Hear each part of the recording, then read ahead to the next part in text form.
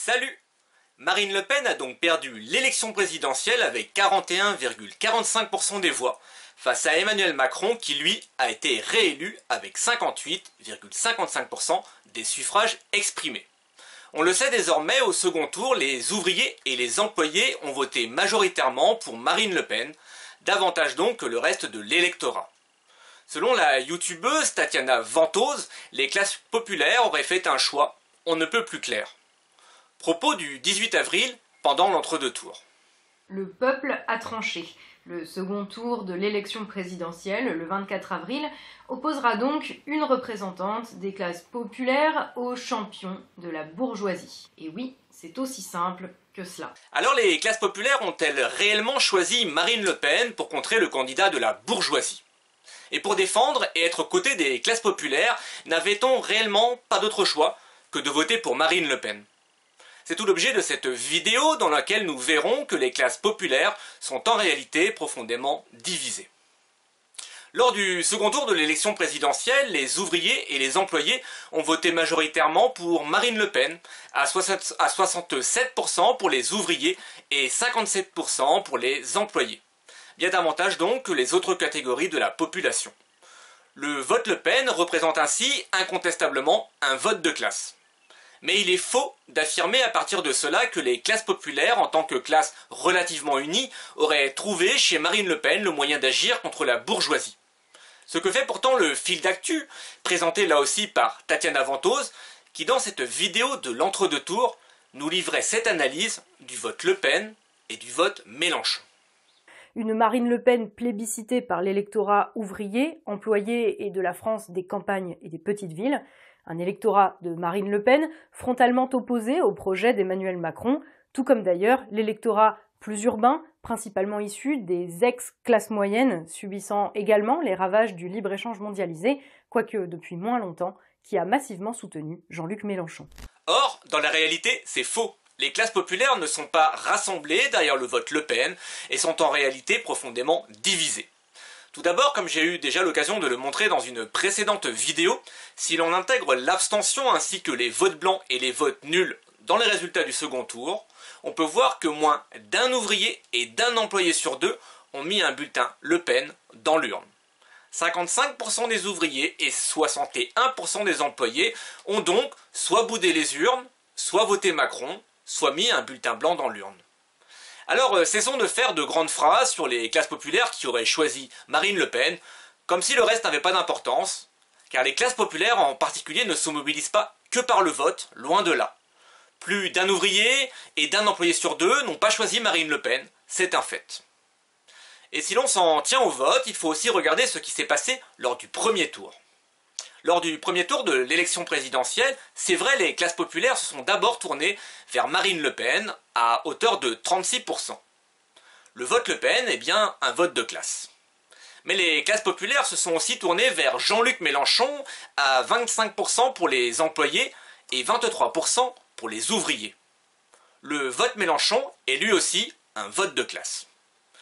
Ce que le fil d'actu et Tatiana Ventose tentent de nier, soit en ne le mentionnant pas comme dans l'extrait du fil d'actu de tout à l'heure, soit en minimisant fortement le vote populaire en faveur de Jean-Luc Mélenchon. Un vote Mélenchon de ceux qui restent des classes moyennes supérieures, des étudiants, des habitants de centre-ville de métropole soutenus par le vote des banlieues des grandes villes, en tête dans 2000 communes, 5 fois moins que Macron et 10 fois moins que Le Pen. En réalité, quand on regarde les votes, on peut voir que les classes populaires sont très clairement divisées entre d'un côté les campagnes populaires, plutôt acquises à Marine Le Pen, et de l'autre les banlieues populaires qui, elles, ont voté Mélenchon. Alors parlons tout d'abord des campagnes populaires acquises à Marine Le Pen. Il s'agit d'ouvriers et d'employés qui vivent dans des zones géographiques relativement éloignées des villes, soit dans des zones périphériques qui sont tout à la fois éloignées et dépendantes des villes, soit en zone rurale. Ces classes populaires rurales ne votent pas Marine Le Pen parce qu'elles sont éloignées des villes, mais en raison de leurs caractéristiques sociales particulières. Alors c'est typiquement le cas des anciennes régions minières, automobiles et sidérurgiques du nord et de l'est de la France, où les classes populaires sont importantes. Il s'agit de campagnes en déclin économique et démographique. Ces campagnes désindustrialisées ont été durement touchées par la mondialisation ainsi que par les délocalisations. Le chômage et la précarité y sont très importants et le pouvoir d'achat ainsi que l'immigration constituent les préoccupations premières. Les classes populaires qui y vivent ne perçoivent pas la gauche comme pouvant les protéger, en partie parce que les délocalisations ont souvent été favorisées par la gauche au pouvoir. Mais en partie seulement, car il s'agit de territoires qui ont toujours voté à droite et qui ne font désormais que radicaliser leur vote en votant Le Pen. Et cela tord le bras à l'idée reçue selon laquelle les ouvriers votant extrême droite seraient d'anciens électeurs d'extrême gauche, typiquement les électeurs communistes. Pour rappel, dès les années 60-70, environ 35% des ouvriers votaient déjà à droite. Mais les classes populaires, ce sont aussi les banlieues populaires, qui elles ont largement voté pour Jean-Luc Mélenchon. Il s'agit de quartiers pauvres où vivent de nombreux ouvriers et employés d'origine étrangère, et là aussi fortement touchés par le chômage. Ce vote de classe est significatif.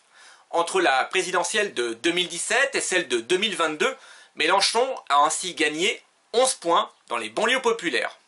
Cela est bien marqué dans les banlieues pauvres de Seine-Saint-Denis, qui est le département le plus pauvre de France, ou encore dans le nord, à Roubaix, qui est la banlieue populaire du nord-est de Lille. Là, Mélenchon y réunit 53% des suffrages exprimés, alors que, comme je l'ai déjà dit, les campagnes populaires du Nord se sont largement tournées vers Marine Le Pen. En Gironde, c'est la même chose, puisque Le Pen arrive souvent en tête dans les zones périphériques et rurales, tandis que Mélenchon arrive lui en tête dans les banlieues populaires du sud et de l'est de Bordeaux. Lors du premier tour de la présidentielle, les classes populaires, lorsqu'elles ont voté, n'ont donc pas seulement choisi Marine Le Pen pour contrer le candidat de la bourgeoisie, Emmanuel Macron. Elles ont aussi effectué un second choix radicalement différent et opposé, celui du vote Mélenchon. Et non, ce n'est pas vrai que les extrêmes se rejoindraient. Ces deux choix ne sont pas interchangeables, car au sein des classes populaires, les divisions ne sont pas juste géographiques ou en fonction du contexte local. Les classes populaires sont profondément divisées aussi d'un point de vue idéologique, c'est-à-dire dans leurs valeurs. En apparence, les classes populaires ont en commun d'être anti-Macron, contre donc le candidat des élites et du système qu'il représente, mais aussi d'être réfractaires au libéralisme économique et de s'être massivement retrouvés dans le mouvement des Gilets jaunes. Mais cela s'arrête là, et ne leur permet pas de s'unir. Les classes populaires s'opposent en effet sur les questions identitaires, et cela prime sur tout le reste. D'un côté donc les campagnes populaires qui s'avèrent fortement anti-migrants, favorables aux frontières et hostiles à l'islam. Et de l'autre les banlieues populaires qui, elles, rejettent les valeurs identitaires défendues par Le Pen et qui, pour beaucoup, sont radicalement tolérants et antiracistes. Lors du premier tour de l'élection présidentielle, le peuple n'a donc pas tranché, contrairement à ce qu'affirme Tatiana Ventose.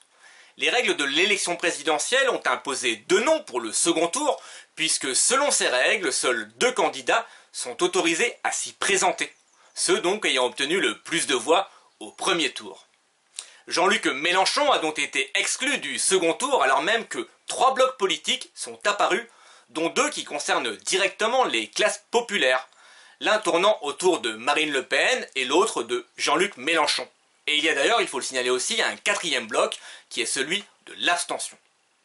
Lors du second tour de la présidentielle, il était alors possible de choisir de ne pas voter Le Pen sans pour autant tourner le dos aux classes populaires.